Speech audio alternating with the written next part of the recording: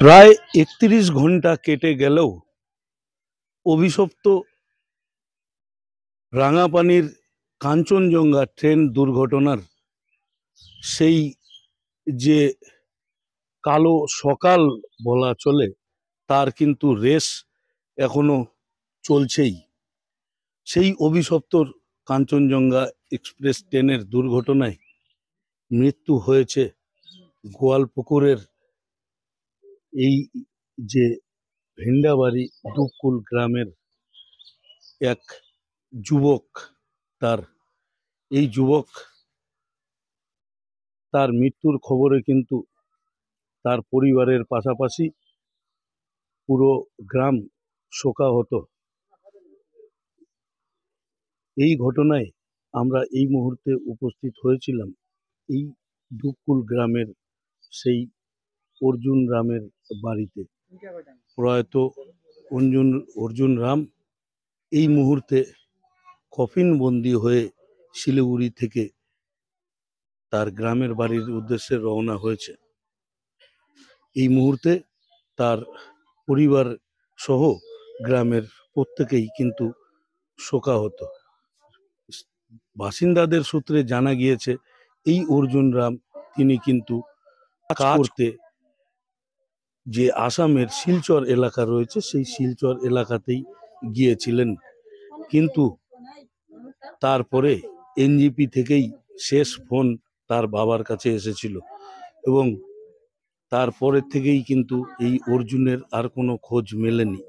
পরিবারের একমাত্র প্রদীপ বলা চলে, একমাত্র সন্তান এই রাম পরিবারের অর্জুন রাম, তারও কিন্তু আজকে এই অকাল প্রয়াণে শোকাহত পরিবারের পাশাপাশি এই ডুবকুল গ্রাম। আমরা একটু এখানে কথা বলার চেষ্টা করব, তার মা রয়েছেন এখানে। বলছি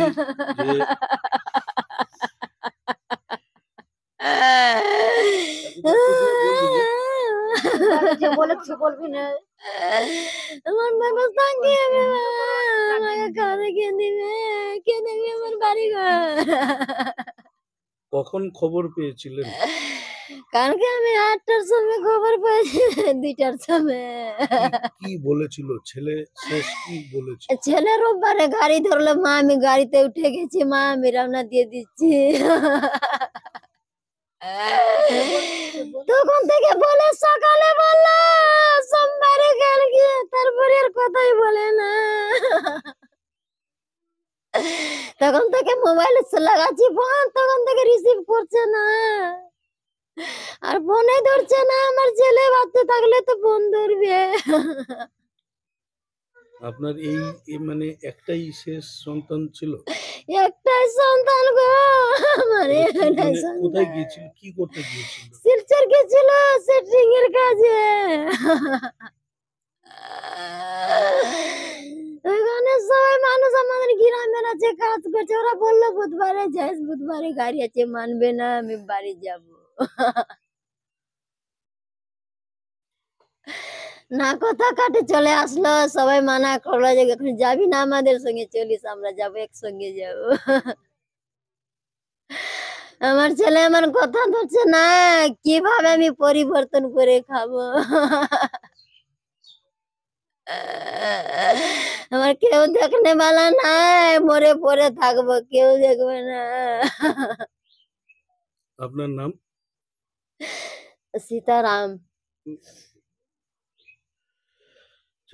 যেমনটাই কিন্তু আপনারা এখানে দেখলেন যে একেবারে বারবার এই মানে কান্নার চোটে সম্বিত হারিয়ে ফেলছেন কিন্তু সেই প্রয়াত অর্জুনের মা সীতা দেবী তিনি, এবং এর পাশাপাশি কিন্তু আমরা গ্রামের যারা অন্য অন্য সদস্যরা রয়েছেন এবং এখানকার যারা পঞ্চায়েত সমিতির সদস্য রয়েছেন তাদের সাথেও কথা বলেছিলাম।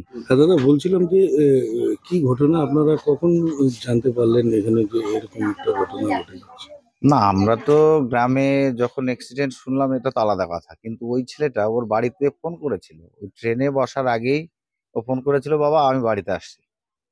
তো ঠিক আছে, এবার কোন গাড়িতে বের হলো? কাঞ্চনজঙ্ঘায় বের ধরো এনজিপি যখন পৌঁছে গেছিল তখনও ফোন করছে যে মা আমি এনজিপি পৌঁছে গেছি, আমি 2 ঘন্টার ভিতরে কিষানগঞ্জ চলে আসবো। পরবর্তীতে দেখা গেল যখনই আমরা নিউজে পেয়ে গেলাম বা খবরে এদিক ওদিকে সোশ্যাল মিডিয়ায় যে ট্রেনটা অ্যাক্সিডেন্ট করেছে, তখন কিন্তু এদের আর দেরি করা হয়নি, সঙ্গে সঙ্গে এদের একটা স্করপিও করে দিয়ে পাঠিয়ে দেওয়া হয়েছিল গ্রামের থেকে 2জনকে। ওরা স্পটে গিয়ে ওকে অনেক খোঁজাখুঁজি করেছিল প্রথম অবস্থায়, কিন্তু স্পটে কিছু না পেয়ে তখন ওখান থেকে মেডিকেলে চলে যায়, উত্তরবঙ্গ মেডিকেলে। মেডিকেলে ওরা সব জায়গায় বেডে ফেডে ভিতরে খুঁজতে থাকে কিন্তু পায় না। লাস্টে ফোন করলো, ফোন করার পরে আমি বললাম কি তোমরা একটু মর্গে চলে যাও। ওখানে গিয়ে অ্যাকচুয়ালি পেলো। তো আমি বললাম কি মর্গে যখন পাওয়া গেছে তাহলে টোকনের নাম্বারটা ফটো করে নিও। ওরা আবার বললো না এখানে ফটো করতে দেবো না। যাই হোক, মানে সন্দেহ কেন যে অনেক জায়গায় তো দুঃসংবাদ পাওয়া যায়, অনেক সময় ডেড বডি হারিয়ে যায়। তো সেই কাজগুলোর জন্য আমাদের একটু ভয় ছিল। তো পরবর্তীতে আমার একটা ভাই ছিল মেডিকেলের পাশেই, ওকে আবার আমি ফোন করে ওখানে পাঠিয়েছিলাম। ওখানের বেশ কিছু স্টাফের সঙ্গে ওর চেনা জানা আছে, ওর দ্বারাই আর কি। যাই হোক, কাল থেকে আজ পর্যন্ত আমরা সকাল থেকে ব্যস্ত হয়ে যেভাবে প্রসেসিং আগিয়ে নিয়ে আসছি। তো এখনই আমি খবর পেলাম যে ওরা এখনই ওখান থেকে বের হবে, প্লাস 9.5 লাখ টাকার চেক এখন হ্যান্ড ওভার করছে এবং 50,000 টাকা ক্যাশের কথা আমি বলেছিলাম, যেহেতু এখানে আর্থিক পরিস্থিতি এদের এমন খারাপ যে লাকড়িটা কেনারও পয়সা নেই, সেগুলো ব্যবস্থা আমি করেছি। যাই হোক, এই অবস্থার ভিতরে ওরা এখন হয়তো বের হয়ে আসবে, আপাতত ফোনে আমার কাছে যতটুকু রেজাল্ট আছে। তো বলছিলাম যে মানে এই পরিবারের মানে কে কে রয়েছে, কি এই পরিস্থিতি? পরিবারের হচ্ছে এই লোকের শ্যামলাল রামের 3 সন্তান ছিল। প্রথম দ্বিতীয় সন্তান কিছুদিন আগেই একসঙ্গে মারা যায়নি, একজন একজন করে 2জনই মারা গেছে। এই হচ্ছে তৃতীয় সন্তান। তো তৃতীয় সন্তান এর উপরই আশা ভরসা করে এর মা বাবা বা জীবিত একটা জায়গায় দাঁড়িয়েছিল।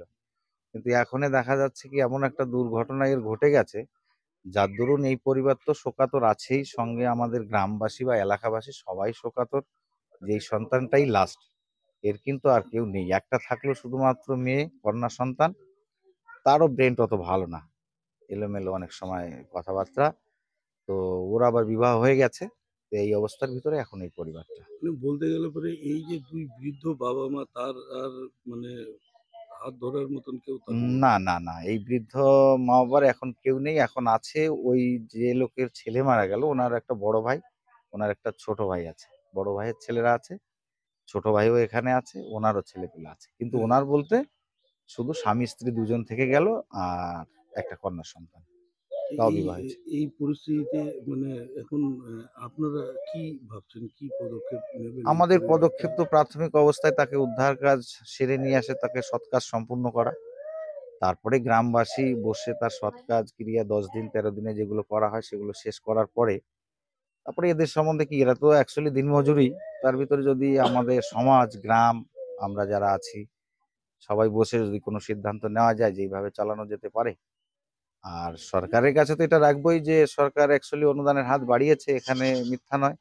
কারণ আমাদের মন্ত্রী সাহেব কিছুক্ষণ আগেই মেডিকেলে গিয়েছিল, উনিও দেখা করে আসছে। ওনাকেও আমার তরফ থেকে ধন্যবাদ জানাই। বা অন্যান্য যারা সবাই এগিয়ে আসছে, আপনারাও এগিয়ে আসছেন, এর জন্য সবাইকে আমাদের গ্রামের থেকে সহানুভূতি জানাচ্ছি।